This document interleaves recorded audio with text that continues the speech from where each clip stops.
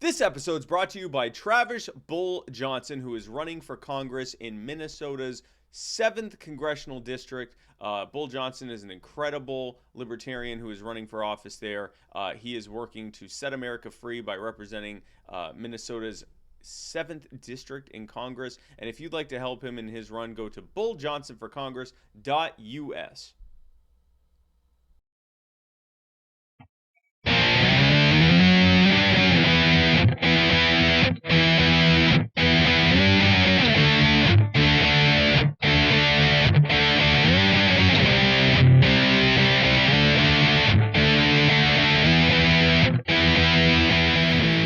And now, Matt Wright and Spike Cohen.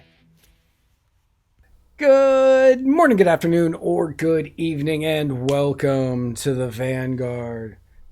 For Spike, Anna, Cohen, Skywalker, Cohen, I am Matt Wright, and together we are traversing the muddied waters of freedom.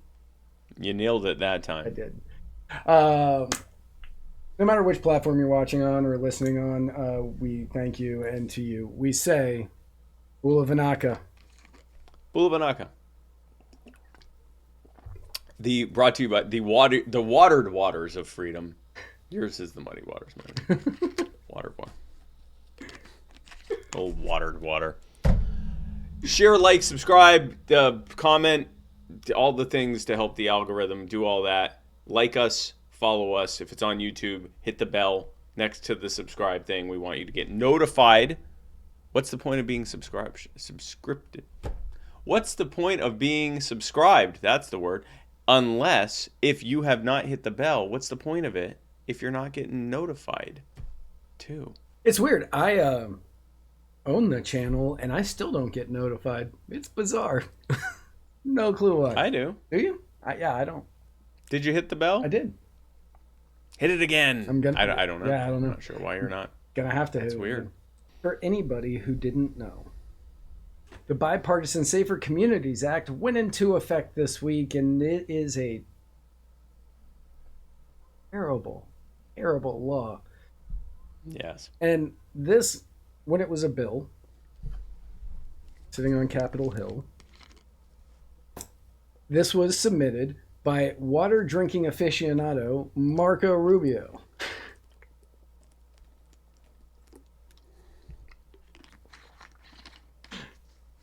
It was just as awkward when you did it. Yeah. Now, instead of going into the just massive amounts of things wrong with this bill and the spending that it creates that's unnecessary and blah, blah, blah, blah, blah, it increases penalties for illegal possessions of firearms, which is always a terrifying thing. Yep. So the law raises the maximum sentence for people with felony records from 10 to 15 years. On top of that, it creates a new trafficking in firearms offense, also punishable by up to 15 years in prison, that is defined broadly enough to include receipt of a firearm by someone who is legally disqualified from owning one. Oh, good. So now they finally have the equivalent of possession with intent to distribute. Yes. Oh, goody. Yep. So Patricia Richmond, who is the National Sentencing Resource Council at Federal Public and Community Defenders, notes that the trafficking in firearms provision applies to anyone who obtains a gun when he, what's up with this gendered language, When they know or patriarchal bigot. when he knows or has reasonable cause to believe that such receipt would constitute a felony. This is going to be so abused. Just that. So, like, when they say we aren't going after people that are possessing, we're going after dealers. And that means, like, if it was in 2 bags or if it was more than what they believe was, it's basically arbitrarily decided by the officer that there was intent, either arbitrarily by the officer or with some really minimal bar to cross like in more than one bag, or a certain like very small amount means that you meant to distribute it too. Yeah. That's what they're going to do with firearms. Yeah. He didn't just have it illegally. We know, or have reasonable cause to believe, that he was going to be selling it to someone who shouldn't have it. Wow. So the law covers prohibited persons as defined by states as well as federal law, which is a significant expansion since many states' criteria for gun ownership are often stricter than federal criteria. That is crazy. You so now when you cross over into another state, like that lady, the single mother in like 2015, I think it was, who crossed into New Jersey from I think Pennsylvania, and she was driving through, and they pulled her over, and she told them she had a firearm, but they didn't have reciprocity in that state, and she got put in jail. And thankfully, Chris Christie pardoned her after like a week or Yeah. something. Now she would be charged with a federal crime too. So not only would Chris Christie have to pardon her, the freaking president would have to pardon her. Wow. Yep. What an absolute garbage bill the Republicans have given you. Yes. Yeah. Well, it's Rubio, so. Uh, so that provision. NRA endorsed Marco Rubio? Yeah, that's valid. I mean, the NRA isn't. Yeah. We've talked about the NRA enough. Yes, yes. Go with the Gun Owners of America, the Firearm Policy Coalition. Thank you. I was. Black Guns Matter, and you are the power. Yep. The well-known gun rights organization, you are the power. Right. So that provision, as Richmond noted, pulls in all state felony prohibitions on firearm possessions. That's wild. So Maryland, for example, prohibits handgun possession for people convicted of violent misdemeanors, such as simple assault, that are not disqualifying under federal law. Violating that rule is a felony that carries a mandatory minimum sentence of 5 years in prison.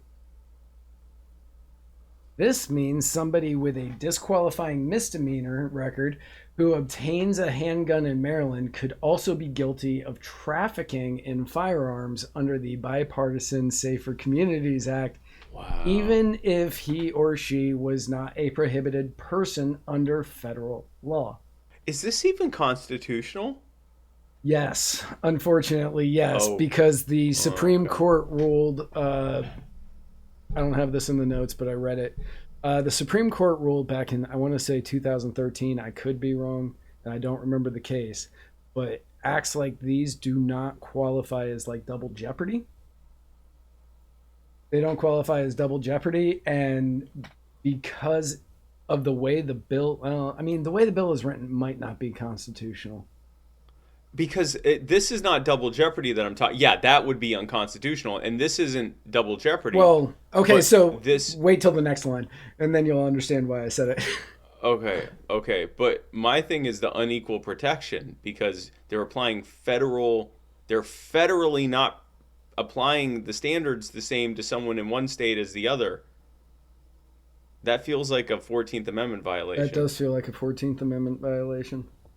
Well, I'm certain that the good people at not the NRA, are already trying to figure out a way to beat this. Oh, I'm sure. So in addition to Maryland's 5-year mandatory minimum, if someone with a disqualifying misdemeanor record who obtains a handgun in Maryland is also found guilty of trafficking in firearms, he could face 15 years in federal prison. Wow. The trafficking in firearms provision includes a knowledge requirement that could be helpful, though, which is beneficial.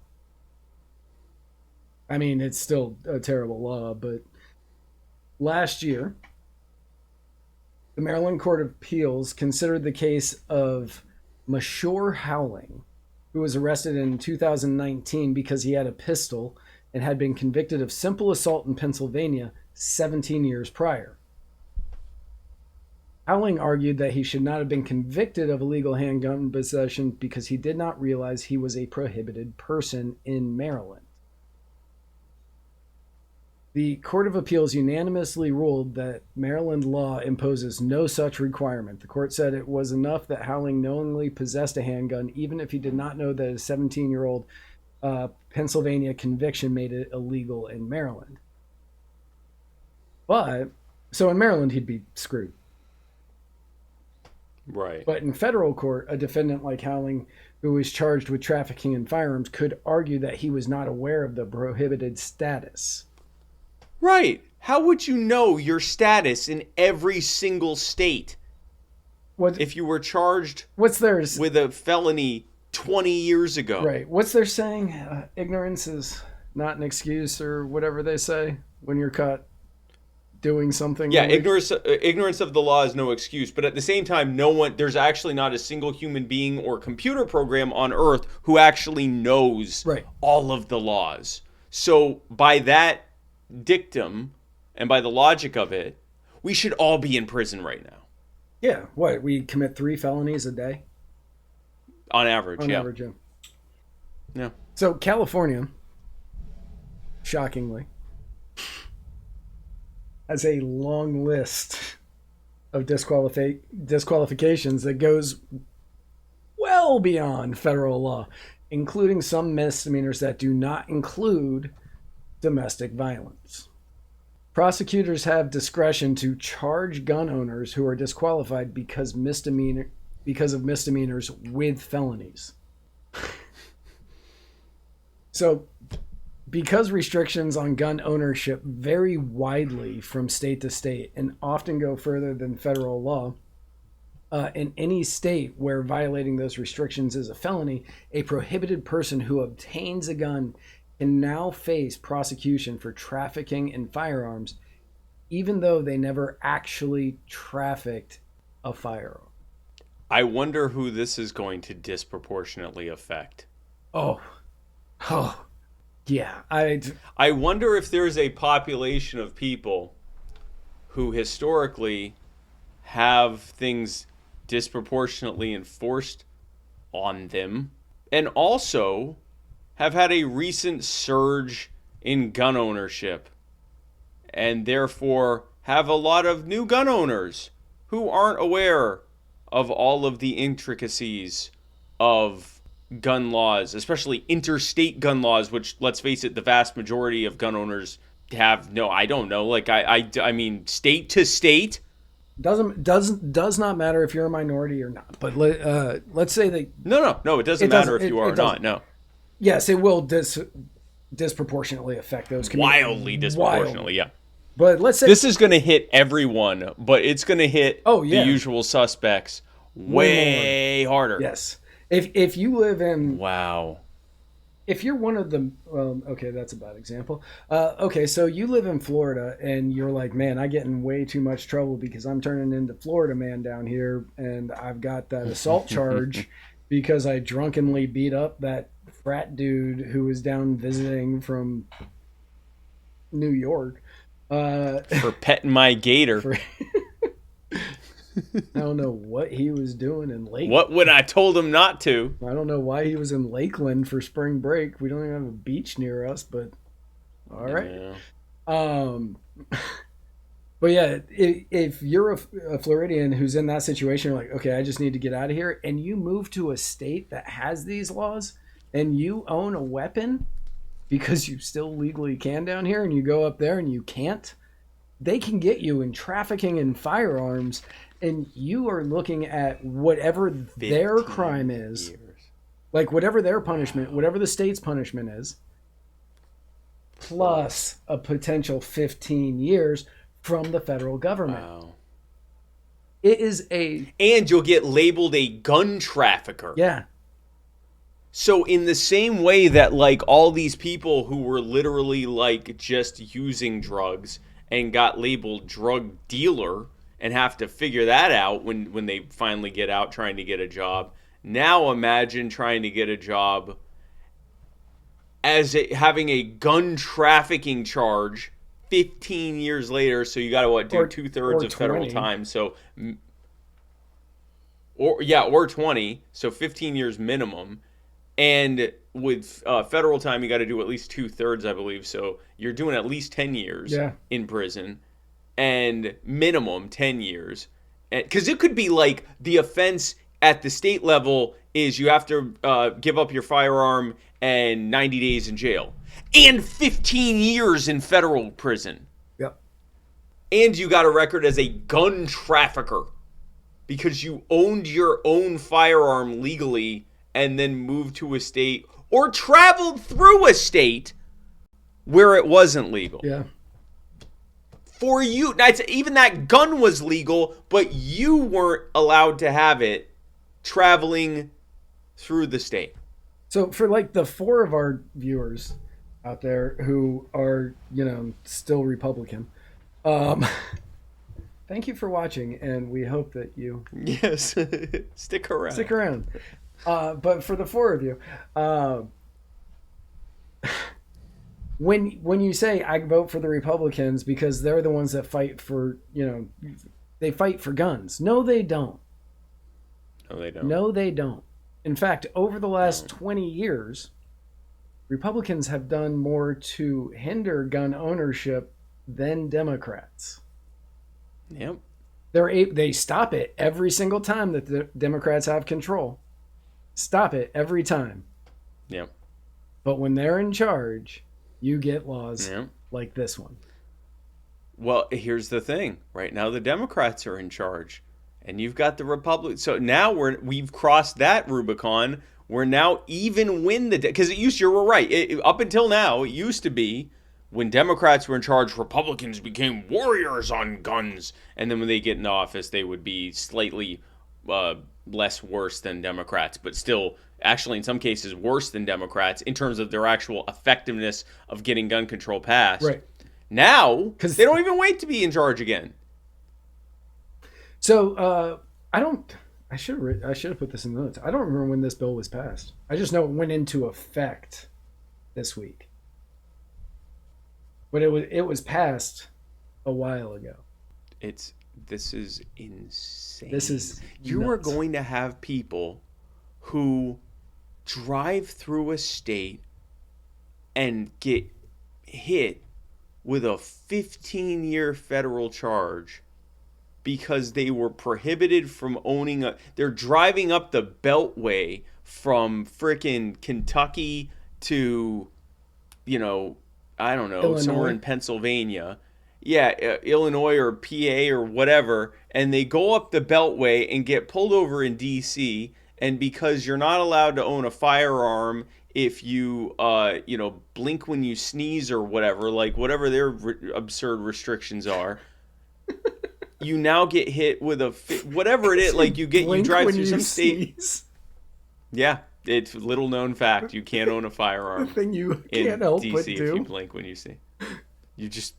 You have to. They put something in your nose and make you sneeze, and and you have to, and you don't realize that you have to keep your eyes open. They don't tell you that.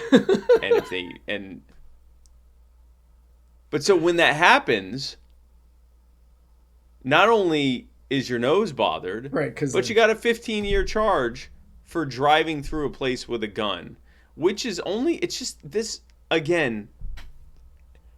Going back to the abortion boat, like. This is just going to lead to people lying to police about whether or not they have a firearm. Yep. It's going to lead to more people, hopefully, asserting their right to, to not be searched without a warrant. This isn't going to make anyone safer. No. It's going to put law-abiding people in prison for firearm trafficking, while the actual firearms traffickers at the ATF and CIA and State Department and Pentagon continue giving billions of dollars worth of guns and military equipment to cartels and terrorist group and Nazi contingents of militaries around the world. Yeah, and if you think about it, like, And yes, I was talking about I Ukraine. know. If you think about it, this is going to cause just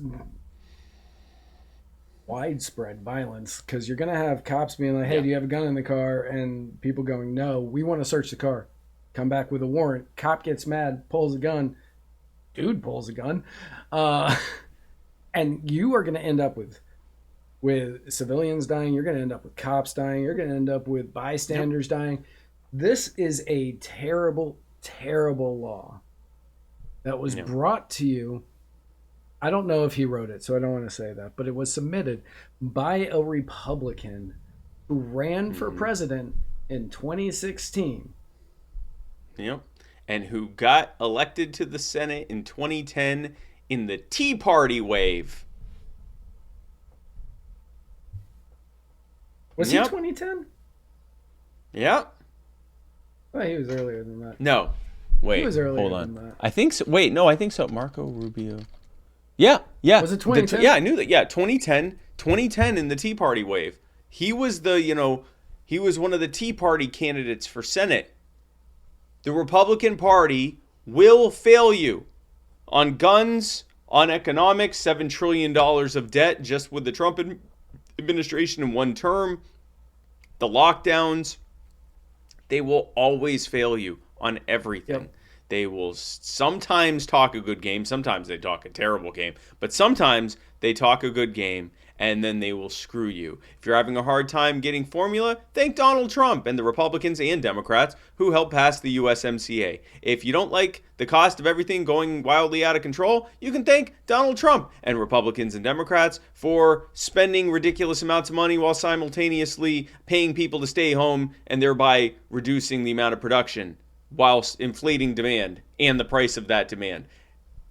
If you like your guns, well, screw you. You're going to be put in prison for 15 years, thanks to Republicans. Republicans will always fail you, always. Democrats offer you more control over your life and then give it to you. Republicans kind of pretend that they're going to give you some control back, and then they take more of it, just like Democrats do. Yep. I had to think about how you worded that. I was like, wait, what? Yeah, I wasn't worded the best way. But Democrats promise you tyranny and give it to you. Republicans promise you freedom and then give you tyranny. That was a better way to say that.